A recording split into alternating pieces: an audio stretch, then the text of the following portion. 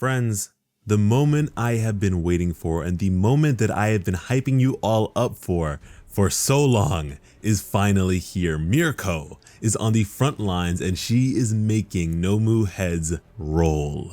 The Jakku General Hospital raid is now in full effect, and as we theorized with our previous coverage of the previous chapter, the doctor that Endeavor and company closed in on was in fact a twice clone. Which is to say that the Paranormal Liberation Front does indeed have the full unrestricted cooperation of the Doctor, as to do such a thing would require precise measurements by means of twice. And so with the Doctor now shrieking and wondering as to how the heroes know of his true identity, I can only imagine that as a smart character, he will come to think of a potential leak in the Paranormal Liberation Front, which could spell potential disaster for the character of Hawks, who we actually saw on the front page of this chapter being about 80 kilometers away from Jakku Hospital. And now, as it turns out, the Doctor is far older than we initially believed him to be, as the moment Eraserhead uses his quirk upon him, he ages dramatically and drastically. And so despite being documented to be quirkless, this guy does actually possess a quirk, albeit a potentially artificial one, that reverts his age a bit. And from that alone, Truman goes as far as to hypothesize that this could very well be the quirk that has kept All for One alive for all this time. And so I can't help but wonder what would happen if Eraserhead were to look at All for One. Because as you can see with the Doctor here, the moment Eraserhead looks at him, he becomes decrepit. This guy can barely move his own body. And so from there, we may assume that this man has been a servant of All for One's for a very long time, even longer than we would have previously theorized. And if this is his true age, would that mean that without this quirk, All for One would just collapse in on himself and perish simply because the guy is centuries old? Now that is something I'm curious about. But to take this speculation even further, the sheer fact that every Black Nomu the heroes have encountered thus far has possessed hypergeneration has been a conundrum in of itself, simply due to the rarity of such a quirk. I mean, regenerating entire limbs is no simple quirk. And so the deduction to be made there is that the Doctor is capable of replicating quirks. Ergo, he can mass produce artificial quirks. And this isn't his inherent power. It is specified that this is by means of technology that he provided to All for One. And with all this in mind, I am currently of the belief that the Doctor was in fact born quirkless. However, he has gone on to be modified and supplemented by means of artificial quirks. I mean, for him to be of such an age, it's not unreasonable for us to believe that he'd be born without a quirk, as they weren't nearly as commonplace as they stand to be today. And also, at the very least, All for One was known to bestow his followers with quirks, so there's that. But from there, with President Mike now having personal stakes in this fight by means of Shirakumo, he confronts the Doctor and raises a pretty interesting point, that the technology that he used and provided All for One could have been used for good. This very well could have been a medical marvel. This could have changed the world. It'd pretty much be using cheat codes, as he said. But he didn't do that. He decided to use it for evil means. And to be fair, some of humanity's greatest technological marvels and or achievements have come to be thanks to those which were crafted with the intent of harm. So if the heroes could somehow salvage his studies and such, they could use it for the better and make for substantial improvements to society. But anyways, the heroes have opted to take quick and decisive action in this assault, as they've come to realize that without explicit orders and or commands, the Nomu are simple pawns without a king and pose no immediate threat. So, with Ujiko presumably subdued, they send Mirko in to lead the charge, which I think is brilliant, but more on that in a moment, because upon being punctured by a Nomu, the Doctor begins to degrade once again because he is a twice clone. And from here, he manages to comment that it seems like twice replications cannot be destroyed by means of Eraserhead's quirk, which we as the audience were of course already made privy to thanks to Eraser's previous encounter with a Dobby clone.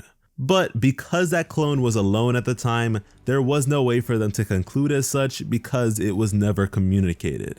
But you know, I'd go as far as to argue that even without that additional clarification, the result wasn't all too questionable. I mean, Twice's quirk is mission based, and so to presume Aizawa could erase that sort of thing would be no different from assuming he could erase Todoroki's blocks of ice. And you know, like I've said in previous videos, Eraserhead's quirk is really good, almost too good, just because you don't want to have him in every predicament simply because his presence alone could remove the threat and or suspense entirely, and you don't want that. But at the same time, you do want him to be in your story. You do want him to be in these predicaments and situations that pertain to the class that he is a teacher of. And so I think by having this sort of Twice loophole, Horikoshi has found a pretty reasonable middle ground.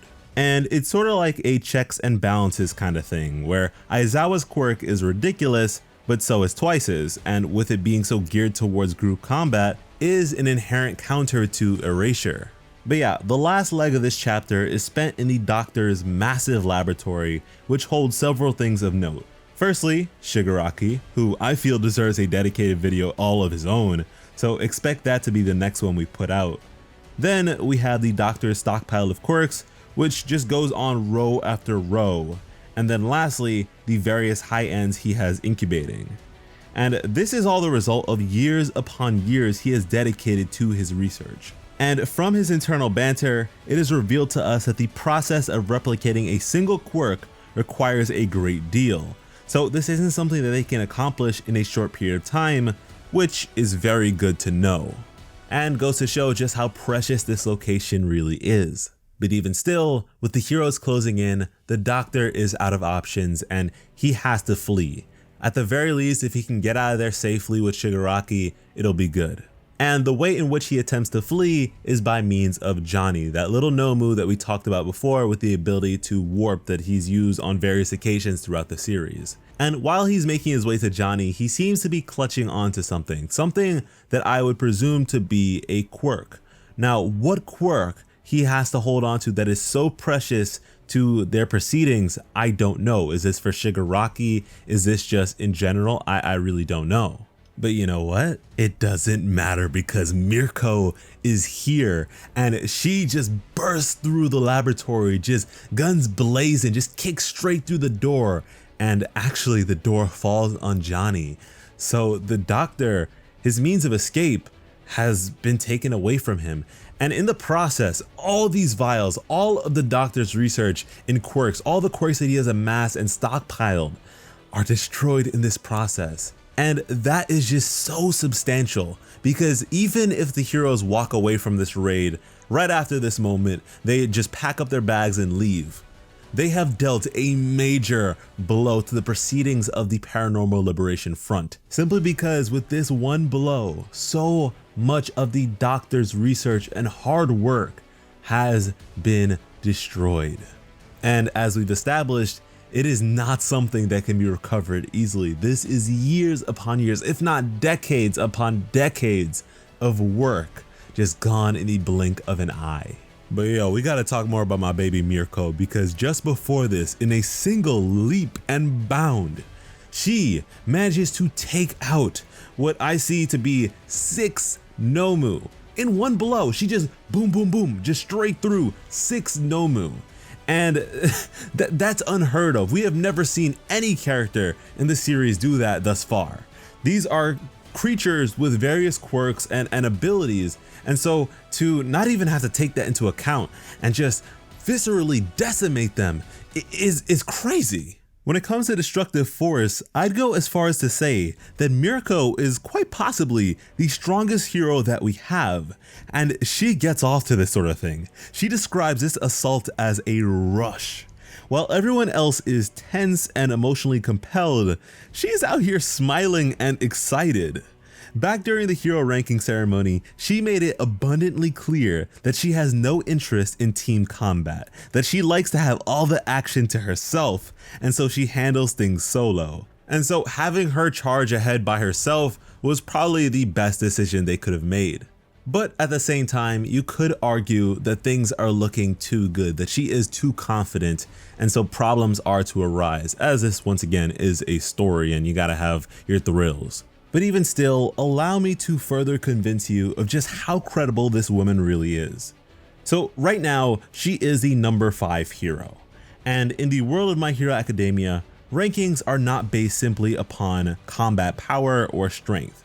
They're also based on likability, the amount of incidents you've resolved, your agency, so on and so forth. Now, Mirko, as we've said, is someone who values strength above all else, and so I'd imagine that she only really cares to go after the absolute toughest of opponents. Meaning she probably doesn't partake in rescue work or deal with petty crimes and such, opting to instead only focus on big names and the like. So her likability, rescues, and publicity are all lacking departments.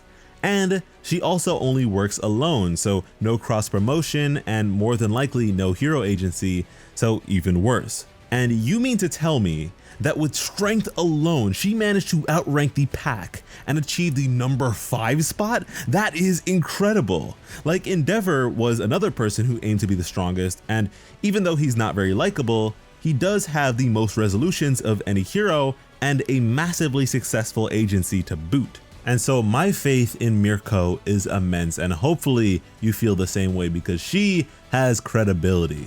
But I also won't count the Doctor out simply because he may have even more quirks that we're unaware of besides his age altering. But at the same time, I wonder if he could even handle that sort of strain to begin with. If it comes to a point where a bunch of high ends are let loose on Mirko, she will definitely have some trouble. She will definitely be in mortal danger, but it's also possible that they're not ready to be let loose, at least not all of them. And Shigaraki also has a month or so before he can be released as well. But yeah, that was a chapter. It was a really fun one and I enjoyed it a lot, and I cannot wait to see more Mirko action. This is what I've been waiting for so long. She has been hyped up and teased for over a year now, and so hopefully you guys are just as excited as I am to see what she is able to bring to the table. And trust me, you're gonna want to stick around with us over here because when it comes to bringing some of the best My Hero Academia content on the platform, Plot Armor has you covered. I am of course Slice of Otaku. Thank you all so much for watching and have an awesome day. I love you.